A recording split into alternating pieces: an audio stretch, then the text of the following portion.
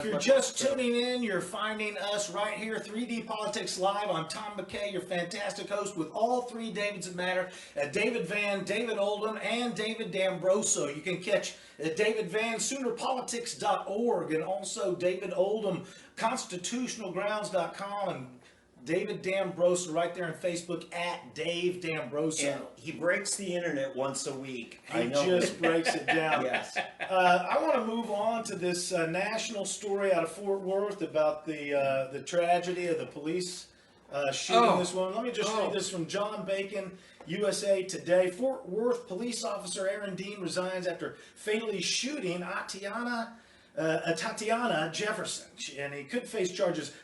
A Fort Worth police officer who fatally shot a black woman in her home while she played video games with her 8-year-old nephew resigned from the force, but still could face criminal charges, chief said Monday. Ed Krause, chief, said Aaron Dean, who is white, would have been fired and is considered dishonorably discharged from the department. Krause said the U.S. Justice Department will examine the case for possible civil rights violation. Tay Jefferson, 28, was shot through her bedroom window early Saturday by an officer responding to a call from a neighbor who was concerned because her doors were open. There's a police lieutenant, Brandon O'Neill. He said that the neighbor, James Smith, called police at 2:23 in the morning, Saturday morning, telling the dispatcher it was not normal for his neighbors to have the doors open and the lights on. O'Neill confirmed that the video that the officer never, this is the officer's body cam, the officer never identified himself as police. No. And that he also knew that Jefferson's nephew was in the room. Yes. But he was very polite and didn't shoot the nephew. So Well, credit where credit's due. that's One gun shot. control. One shot. Here's the thing. Go to Constitutional Grounds, or we've got the Constitutional Grounds post up on 3D Politics. Go there and read the articles, watch the videos.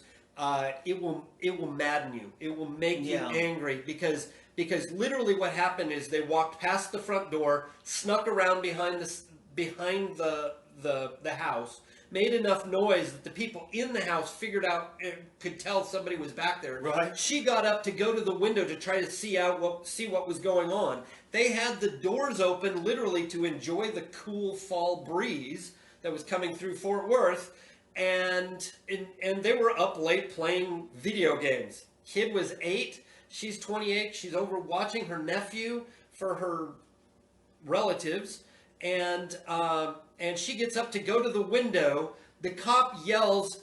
The kid says it was unintelligible what he said. He could not understand him. And when you watch the video, what is said is so fast, it's barely able to tell when you're without a closed window. From the article, the video ends with an officer shouting, "Put up your hands, show me your hands," before the sound of one gunshot. Jefferson was killed with a bullet fired through her bedroom. It reminds me of the orders given to the deaf man in Oklahoma City. Yeah. And they beat the snot out of him because he didn't follow clearly spoken orders. Well, and that's the point. Yeah. But here, she was just flat out shot. And she had every right to be in the home. They bypassed the front door. They didn't knock. There are training issues. There are constitutional issues. Who of these police is getting a constitutional civics course? And I'm not saying civics in general. I'm talking constitutional civics, where we're talking a good, proper, civics course, which we all need, and Constitutional Grounds is working on. From the officer's perspective, he doesn't know what's going on. Well, he snuck around behind. He was literally trespassing on their property without a warrant and shot from her backyard into the back window. So the warrants don't apply, right, when they're in pursuit of a potential crime. Is that not the case? No, not in this case, because they didn't even know if there was a crime. Again, because they didn't. Nobody witnessed or even suggested a crime was happening. No. Read the articles that the links that I put up on Constitutional Grounds, because when you read them, you will find out that the man who called the non-emergency line. He called the non-emergency line. He very calmly said, "I'm just concerned. I don't see the doors open and the lights on at this hour." Well, is he an emergency expert? It still could be an emergency. No. Rather than him going over with a gun, or him going over and endangering his own life, he called the cops, who it's their job to go check things like that out. Rather than knocking on the door or making a phone call into the house, rather than doing any of that, what they did was they snuck around behind. You can see it; it's all on body cam. They snuck around to the back side, and then when the woman appears at the window, the cop gives the order from the dark backyard, which she can't even see, yells it really fast, and bang. She has no idea he's a cop. He doesn't. No. Yeah. And here's the point: she has every right to protect herself. She could have shot them and been well within her right. Yeah, she'd actually have gone to prison. She would have, if she would have shot him from her window out, she would be in trouble. She would probably have already been arrested. Did you know that what stimulated this whole thing was a post that I saw where he's not even been arrested.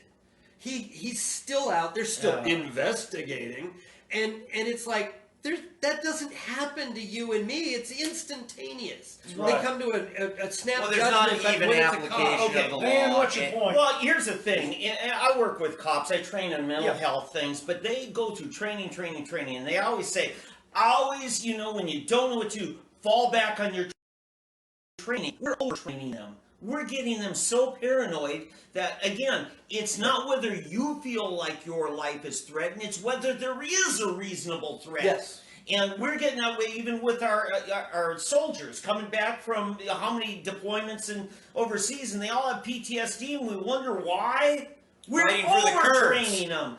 Our allies. And the other thing I wanted to say is, a couple weekends ago, my daughter was over, and we're binge watching Stranger Things late at night, and I burnt some popcorn. And heck yeah, I'm going to open all the doors and windows. Popcorn stinks when it burns. Yeah. There's plenty of narratives for this. I think we can all agree that the lady would still be alive today if she weren't playing video games at indecent hours. Nothing good when you happens think after about midnight. Well, listen, your air conditioning breaks down, you're going to open the doors and windows. There's all kinds of things. Poor stewardship if your air conditioning's breaking. Once again, no matter what. Listen, it's her fault. good to air out the house, especially in the spring and fall, because you don't air it out enough in the summer and winter. We're a little off the edge. Yeah, but my point is, it was asinine, number one, to make the call. But you know what? A conscientious neighbor, okay, I understand they don't want to go over there themselves. But cops sometimes go way over the line. Well, it's things like Sometimes, this that will cause neighbors to think twice about calling the cops. Yeah. Because I don't want to. I would think twice about calling the cops because I don't want to get my neighbor shot. Well, if you're really in danger and you're relying on the police to save you, they're really there to file paperwork and investigate after a crime's been committed. Mop up. Or they exist wherever they are as sort of a deterrent. So if you don't happen to occupy the same space and time as a cop does, you're not really being protected by them. Yeah. So if someone's really in your home, you've got to assume then, all right, well, if this intruder doesn't hurt anyone within 45 minutes, the 45 minutes to an hour and a half it takes the cops to get there, well, okay, great. But if minutes or seconds count, the cops don't matter. Call the next day. To Brian's point, not only do we have the cops paranoid, the neighbor is so paranoid that he won't just go over and knock on the neighbor's door. At that hour of the night, I can understand that. It's 2 o'clock in the morning. Yeah, but the lights are on. The lights The are point on. is, Which is the point a is, the common lights are on. sense here. How many burglars flip on the lights to sneak around in That's the a house? good point. It's totally ridiculous. You're right. That's a good point. I just agree. know. The neighbor would have knocked on the door, and the person would have said, "Oh yeah, that's the guy that lives next door." We got a veteran up in Owasso that died a year and a half ago. He had PTSD from his 3rd deployment. His fiance was so concerned. She's having to provide for him and everything, and she calls the cops and says, "Could you go do a wellness check?" And the cops go over there. Bam, bam, bam, bam. Police open up. He goes into a flashback and grabs his gun, and they shot and killed him. Oh my Okay? gosh. These things can happen, and I'm telling you, the cops, that's why I do mental health training. Well, what's the solution? How should they approach the situation? They need to not think narrowly like, oh, now this is my SWAT team, Cop knock. try it out. Yeah, I'm going to be SWAT tonight. Well, the thing is, if You you're know? going over to do a wellness check, even in this particular case, it appears, because it was 2 cops in tandem that were working together, they each snuck around to the back. It wasn't one snuck around to the back to catch anybody who might jump out of a back Is window. this man Hang from on. Uncle? How about if you knock on the door? Well, that was my I mean, point. give me a One guy break. could knock on the door while the other one watched the backyard. This is Kind of like what not they a used movie, to do. okay? You're supposed to be just doing your job. So what should they have done? That's my question. Well, don't you should have- go they don't- up to the door and Yes. knock on it and look at you got backup and you got your gun and you got your radio and your body cam.